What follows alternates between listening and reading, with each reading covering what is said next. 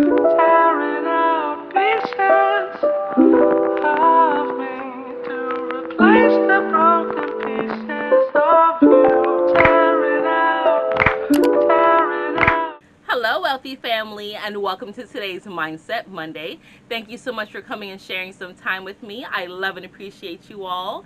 Listen, shout out to each and every one of you for coming through, supporting me, loving me, just being overall gracious with your energy. I love and appreciate you all. I know I say that all the time, but I'm not saying it lightly. I want you to understand. I want you to understand that I love and I appreciate you all, each and every one of you. Everyone that has joined the family, that has decided to expand their energy to help themselves or help the community. I'm grateful for you because I feel the shift. I feel it coming, and I just can't wait for it all to come to a head. So, today we are talking about how to overcome stereotypes. Now, your stereotypes, right? The stereotypical behavior, what many people will perceive and accept as that, is really just programming sent from the collective. Okay? So, once upon a time somebody said that the standard of beauty looks like this, or the standard of business looks like this, or the standard of a thug looks like this, or the standard of a serial killer looks like this. And a lot of times it's because some of these people that display the behavior in which the stereotype is derived from, they fit a certain profile. Okay? However, not all stereotypes are true. That's why you don't judge a book by its cover. You judge it by its character. That's why I love everyone. I love everyone until you show me that I need to love you from afar. I will love you close. I will love you big. But when you show me who you are, it is what it is. There's a lot of people in my blood family, that I will not rock with as hard as people that like y'all, right? In my travels, I come across people who are subscribers on my YouTube or my website, and I'm like, hey, I'm here, so and so, and they'll hit me up, and I'll go and I'll eat and I'll have a meal with them, and I could have family in that same town, and I'm not calling them. Okay? So you cannot judge a book by its cover. You have to deem a person by their works. All right? But when you say, I'm looking for a cutthroat lawyer, who are most people going to look to? Most of them are going to go to the Jewish community, right? Because they know they will haggle a bitch down, okay? They're going to fight. They're going to get what it is, right? If somebody says, oh, I'm looking for someone to do a lot of handiwork around the house to make sure my yard is done, who they going to call?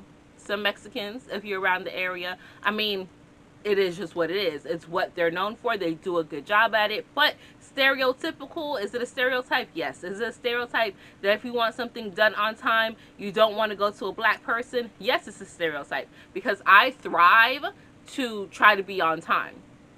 I did used to find myself falling in the stereotype of always being late, or, we on CPT time, colored people time. And I'm like, no, we're not doing that.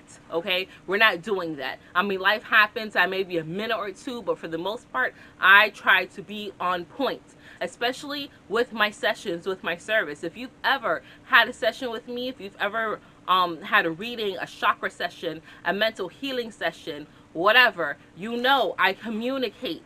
You book it, you get your receipt, you get a confirmation, you get a personal email from me. I go after my website. I send a personal email the day before, you get a reminder, the day of, you get a reminder. I do that because I want to that's how I would expect my customer service to be. That's how I would expect someone who I'm doing business with to do for me, right? I give you the option to have a video or have a phone call if you're local. We can do in person. Like, I offer that because I don't want to fall into stereotypical black businesses, especially small black businesses, don't have good customer service.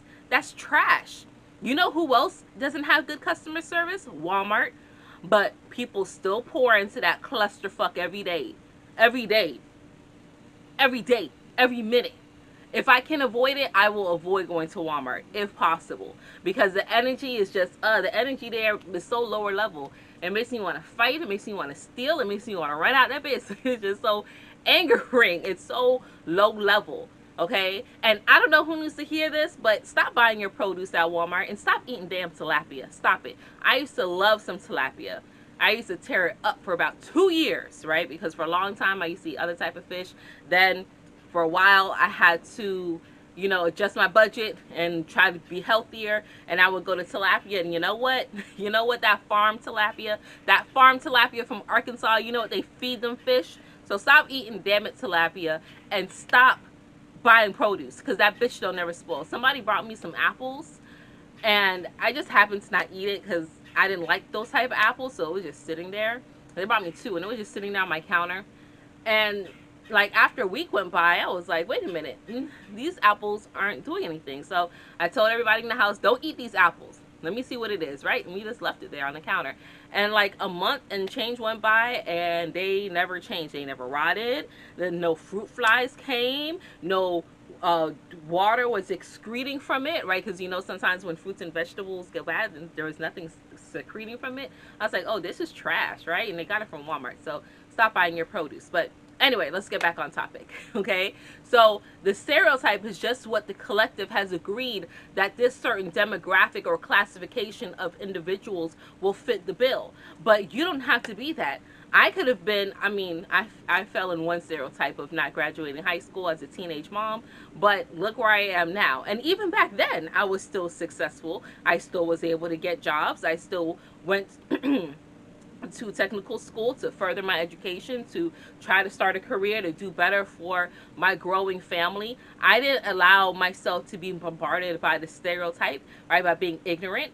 I grew up in the hood, right? My block was locked down because the police, the ATF, and the DEA was trying to raid the two drug dealers that lived on either corner of my block. They locked that bitch down, and we was like, oh, we're gonna go in the bathtub. I sure did. I grabbed my Bible and I went right in the bathtub. I was a Jehovah's Witness. So I was like, all right, Jehovah, here's your time to shine. Come save me, okay? But I didn't allow myself to be a product of that environment, right? But when you walk down the street and you see someone wearing locks, right? Dreadlocks. The reason why it's called dreadlocks, because that's not what it originally was called, but the reason why it's called dreadlocks is because those individuals were dreaded when the Europeans came and they saw these individuals with these locks, and they were big and they were muscular, and they were like, what it is, right? The Europeans started dreading having to deal with them. So that's why it's called dreadlocks or dreads. So we're not doing that, right? But if you see someone walking with the locks, now it's, oh, you're not going to be able to get a job, or, oh, they're a thug, or, oh, they're this, oh, they're that. That's so false. For the longest, I want locks. I've wanted locks, but my hairdresser won't let me get them.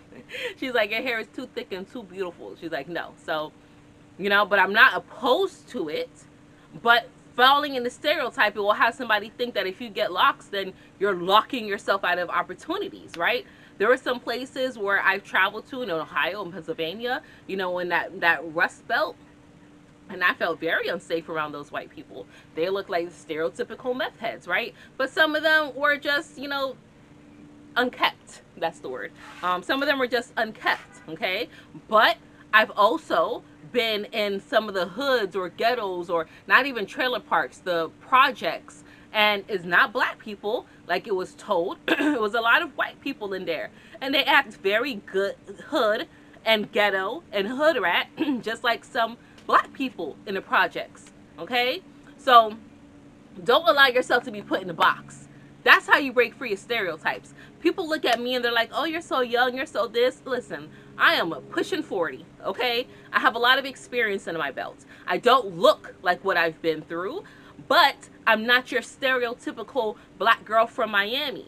Do I have some of that energy with me? Yes, but I've grown outside, I've grown past that, okay? So don't allow yourself to let other people's assumed thought process of you to define you.